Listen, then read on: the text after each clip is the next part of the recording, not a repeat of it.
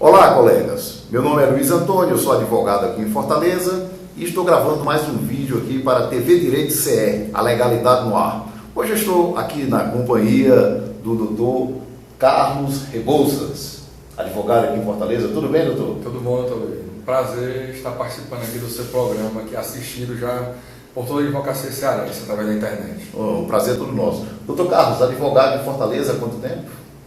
Eu advogo há 7 anos. 7 anos. Em quais áreas?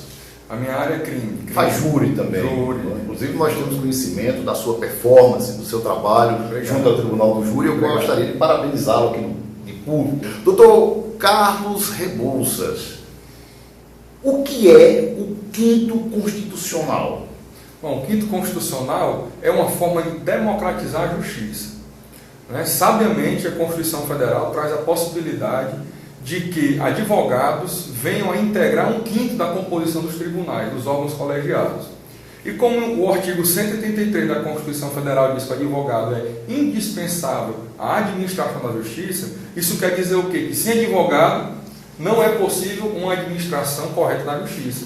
Então, até em obediência ao artigo 183, a própria Constituição determina que 1/5 das vagas dos órgãos dos tribunais superiores seja dedicado à advocacia. Então, isso está lá na Constituição Federal, artigo 94, isso. E a Ordem dos Advogados do Brasil, através de legislação ordinária e dos seus regimentos internos, ela aplica um procedimento e deste procedimento vai a lista para o tribunal. Agora, eu gostaria de perguntar ao colega, até para explicar para o nosso público, muitas vezes estudantes e acadêmicos de direito. Existe uma eleição, a Ordem dos Advogados, aqui no caso do Ceará, porque inclusive isso pode haver uma diferença de seccional para seccional em todo o Brasil. Isso. Aqui no Ceará, a Ordem dos Advogados, ela faz uma consulta à classe, não é isso? Isso. Essa consulta, o voto, é obrigatório ou facultativo? O voto é facultativo. É facultativo. Diferentemente da eleição do Conselho. Isso, que inclusive da eleição da diretoria da OAB, que inclusive até uma multa para quem não vote. E por que existe essa diferença? Porque é que numa eleição o voto é obrigatório, a eleição do Conselho, e na eleição para o quinto constitucional o voto é facultativo. Por que isso? Aí foi uma questão de opção política, por parte da diretoria que organizou esse regimento e dispôs dessa maneira. Na eleição passada, nós telefonávamos para os colegas falando da importância do quinto constitucional, que não deixasse de votar, e muitos colegas não sabiam nem que a eleição era naquele dia. E outros, mesmo sabendo que era naquele dia, não se dispunham a se deslocar até um local, parar o carro e ir votar. E é lamentável, porque nós advogados, pelo menos em tese, somos um eleitor qualificado. Nós somos um eleitorado qualificado. Eu defendo que nós fazemos parte da elite intelectual deste país. Eu tenho certeza que nós somos eleitores qualificados. Então, sabendo da importância que é que um advogado integre, por exemplo, o Tribunal de Justiça do Estado do Ceará, todo advogado militante, que sabe quais são as agruras do Fórum Clóvis Bevilacqua, por exemplo, devem se preocupar em quem vai votar para o quinto constitucional e deveriam ir com toda a vontade, toda a força de colocar ali um advogado militante. Então, a categoria dos advogados ela é consultada através do voto que é facultativo e os advogados elegem uma lista de 12 colegas. 12 nomes. 12 nomes. Aí, esses 12 nomes, eles vão para que o Conselho da Ordem homologue. Na verdade, não é homologar, porque os 12 nomes são os 12 nomes mais votados pela categoria, pelos advogados. Quando chega ao Conselho da Ordem, não obrigatoriamente, os 6 primeiros vão ser os enviados para o tribunal, para que lá sejam retirados mais 3 e enviados ao governador para que escolha um desses 3. Então, quer dizer, são várias etapas. Os colegas votam em 3 candidatos, escolhem 3. Para poder escolher 12. Para poder escolher 12, esses 12 vão para o Conselho tira 6 e manda para o Tribunal. O Tribunal tira 6 e manda 3 para o chefe do Executivo, que é quem nomeia... Que vai escolher dos 3 um para nomear como que seria novo desembargador do Estado do Ceará. Carlos Rebouças, com relação ao critério, os advogados escolhem Cada advogado vota em 3 candidatos. Então forma uma lista de 12 que vai para o conselho. Isso. E o conselho, desses 12, ele elimina metade e manda apenas meia dúzia para o tribunal. Isso. Esse critério, os colegas estão satisfeitos? Na verdade, assim, esse critério é um critério político, né? Na verdade, vai ser se você tem um acesso ou não aqueles conselheiros do AB, né, para pedir votos lá dentro e integrar essa lista de 6 nomes para ir ao Tribunal de Justiça. Para o advogado ser candidato a desembargador, ele não precisa ter mestrado, doutorado, especialização. Basta ser advogado. Basta ser advogado, né? Ter um conhecimento jurídico, né? Autoconhecimento jurídico, uma reputação ilibada, né? E um período mínimo de advocacia. De 10 anos. 10 anos, para que seja possibilitado ir ao tribunal. Né? Certo. Agora, chegando lá na OAB, não existe assim um critério específico. Aí não existe. Aí vai a questão mesmo da votação dos conselheiros desses 12 nomes para mandar 6 ao tribunal. Na última eleição que aconteceu, que o processo ainda está em vigor, alguns colegas comentavam, nós escutávamos muito isso nos corredores do fórum, que a OAB poderia ou deveria homologar os 6 mais votados. Sim, essa é uma corrente hoje, né? É uma corrente bem forte no meio da advocacia cearense, aonde se a classe vai às urnas, aquilo mesmo que nós estamos conversando, né? O advogado se dispõe a sair do seu escritório, ir a um local, votar no colega, né, para ser desembargador. Então, por que esses nomes, 6 primeiros mais votados, não são imediatamente enviados ao tribunal? Se é uma escolha, digamos assim, soberana, né, e democrática da categoria, para que esses nomes têm que passar pelo Conselho da OAB? Inclusive, Luiz Antônio, talvez seja esse um dos problemas que tem ocorrido em acontecer um fato inédito, que deveria jamais ocorrer, que é o STJ ter devolvido já 2 listas do 5º Constitucional que integrariam aquele Tribunal Superior. A OAB por 2 vezes mandou uma lista, 6ª, para o STJ, e quando lá chegou, aquelas listas foram devolvidas. É um absurdo que demonstra o enfraquecimento da instituição OAB Nacional. A OAB Nacional está desprestigiada, porque se ela manda 6 nomes de advogados que teoricamente são de conduta ilibada, de notável conhecimento jurídico, pessoas atuantes na advocacia, que merecem ser tratados com humanidade recíproca por todo e qualquer magistrado, e têm os seus nomes devolvidos pelo tribunal, como se o tribunal dissesse: não, esses aqui não prestam. Onde é que está a humanidade? Então, onde é que está o tratamento equânime entre magistrado e advogado? Onde é que está a força da OAB Nacional?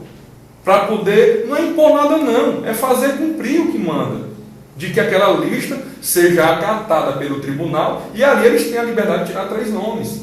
Então o senhor está defendendo que este procedimento, a nível nacional inclusive, ele precisa no mínimo ser debatido. Tem que ser debatido, tem que ser repensado, porque o critério de escolha, né, para a vaga do 5º Constitucional causou um dano à advocacia ao ter a lista devolvida 2 vezes pelo STJ. Quem me garante que amanhã ou depois o Tribunal de Justiça do Estado do Ceará não vai também devolver? E isso, Luiz Antônio, digamos que eu não sou candidato ao 5º, você, eu penso, não sei se é candidato ao 5º Constitucional, mas digamos que nós 2 não somos candidatos ao 5º Constitucional, e somos apenas meros eleitores, vamos lá votar. Isso enfraquece a nós enquanto advogados. As nossas prerrogativas ficam mais vilipendiadas ainda. Nós ficamos mais desprestigiados ainda. Porque o nosso voto para levar colegas ao 5º Constitucional é considerado por um tribunal como um voto incompetente. Candidato, não.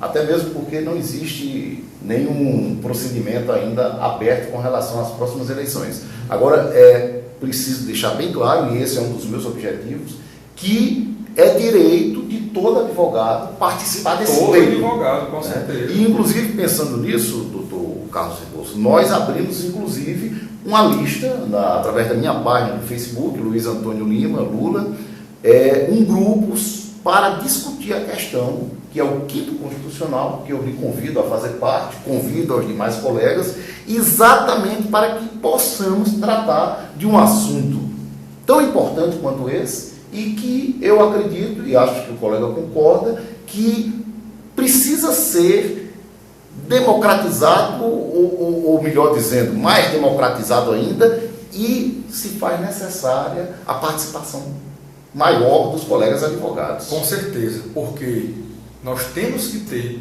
no Tribunal de Justiça um desembargador que olhe pela advocacia. Era essa a próxima pergunta. Inclusive, este desembargador seria lá uma voz dos advogados. Seria aquele advogado que tem experiência, que sofre no dia a dia da advocacia. Tem que ser, eu defendo o seguinte, que o perfil para o indicado do quinto constitucional seja um advogado militante, um advogado privado, aqui advogado ou advogada? Não, aqui é o gênero. É o gênero. Então aqui eu não tenho nada contra os colegas que são procuradores, né, defensores, que ocupam cargos públicos e que advogam em cargos públicos.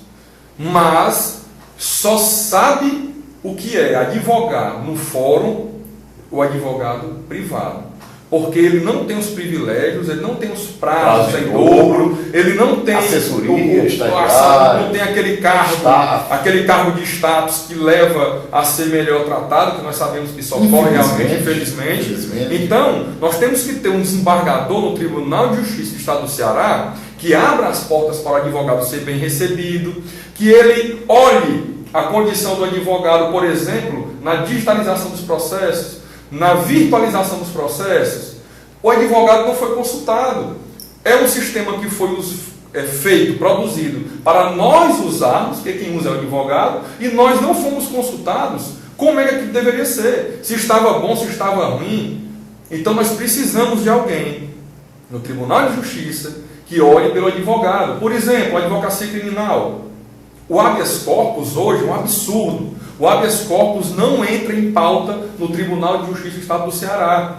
Se um advogado, por exemplo, lá de Crateús, ou de Sobral, ou de Juazeiro, ingressa com o habeas corpus no Tribunal de Justiça do Estado do Ceará, ele não sabe qual é o dia que aquele habeas corpus vai ser julgado. Quer dizer, para ele fazer uma sustentação oral... Toda semana ele tem que vir a Fortaleza e assistir, chegar lá na Câmara reunida, né, na turma reunida, e perguntar, e sabe as corpus veio para a pauta hoje? E olhe lá se a resposta for objetiva. Né? Agora, fica muito difícil para o cliente explicar isso aí para o advogado, melhor dizendo, para o colega, explicar isso para o cliente. Com certeza. Agora me diga uma coisa, um advogado que passou por esse problema, que tem vários que passam, deslocar-se de um interior para cá, para aqui na cidade nós temos dificuldade. Imagine o colega do interior. Então imagine o seguinte, se um advogado que sabe da existência disso, talvez alguns colegas não saibam que é assim que funciona.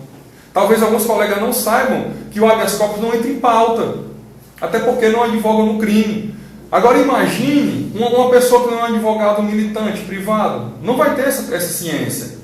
Então nós precisamos de um desembargador no Tribunal de Justiça do Estado do Ceará que já tenha sentido na pele o que é advogado. Ou que sinta diariamente. Que sinta diariamente. De preferência. E que possa, então, levar àquele tribunal um pouco de amor pela advocacia e abrir as portas para o advogado. Ok. Então, daí, conversamos aqui com meu colega, Dr. Carlos Rebouça, que no início eu não falei, mas pergunta agora, além da advocacia, o colega também concilia isso com o magistério? Nós hoje desenvolvemos algumas atividades, né? Advogo no crime, né? Também sou professor de Direito Penal e Processo Penal na FANOL, né? Na Faculdade Nordeste. E também tem um programa de rádio às sextas-feiras, né? Qual rádio? Na rádio 105.1, a Rádio Jesus FM, tem um programa às sextas-feiras? Sextas-feiras, a partir de 11 horas. Eu quero agradecer ao colega por ter me recepcionado aqui no escritório para falar sobre esse tema atual, palpitante, que precisa da participação dos colegas advogados. Quero convidá-los a participar desse debate através da minha página no Facebook, tem um grupo, Quinto Constitucional, e também para que vejam os nossos vídeos no nosso blog, TV Direito, a Legalidade no Ar. Muito obrigado. Se você gostou, aí no Facebook, curta, compartilhe, participe, venha fazer um vídeo conosco. Muito obrigado. Muito obrigado, colega. Obrigado, meu irmão, pela atenção e estamos à disposição. Muito obrigado.